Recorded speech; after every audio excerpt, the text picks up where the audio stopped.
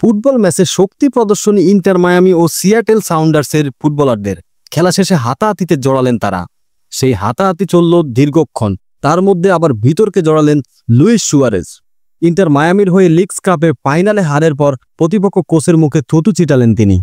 Leagues কাপের ফাইনালে বেশিরভাগ বিশেষজ্ঞ এগিয়ে রেখেছিলেন মায়ামিকে। লিওনেল মেসি সুয়ারেজের আক্রমণ সিয়াটল সামলাতে পারবেন না বলে মনে করেছিলেন তারা, কিন্তু হয়েছে তার উল্টোটা। গোটা ম্যাচে মেসিকে খেলতেই দেননি সিয়াটলের ফুটবলাররা। সুয়ারেজ চেষ্টা করেও গোল করতে পারেননি। 3-0 গোলে হারতে হয় মায়ামিকে। খেলা শেষে উল্লাস করছিলেন সিয়াটলের 20 বছর বয়সী মিডফিল্ডার ওবেদ। তাকে গিয়ে ধাক্কা মারেন সুয়ারেজ, তার গলা চেপে ধরেন। তারপরে শুরু হয় হাতাহাতি। দুই দলের ফুটবলাররা একে অপরকে লক্ষ্য করে ঘুষিও চালান। মাঠের নিরাপত্তা কর্মীরা পরিস্থিতি সামলাতে হিমশিম খাচ্ছিলেন।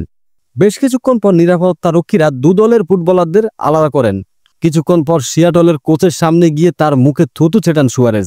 এই ঘটনার ভিডিও সামাজিক যোগাযোগ মাধ্যমে ভাইরাল হয়েছে। সুয়ারেজ যা করেছেন তার জন্য বড় শাস্তি হতে পারে সুয়ারেজের। 2014 সালে বিশ্বকাপের ম্যাচে চিয়েলিনিকে কামড়ে লাল কার্ড দেখেছিলেন সুয়ারেজ। নির্বাসিত হয়েছিলেন তিনি। সেই ঘটনা ফুটবল প্রেমীদের স্মৃতিতে আজও রয়ে গিয়েছে। আরও একবার নিজের কাজে বিতর্ক তৈরি করলেন সুয়ারেজ। তার বিরুদ্ধে সিয়াটল কোনো অভিযোগ করেছে কিনা তা এখনো জানা যায়নি।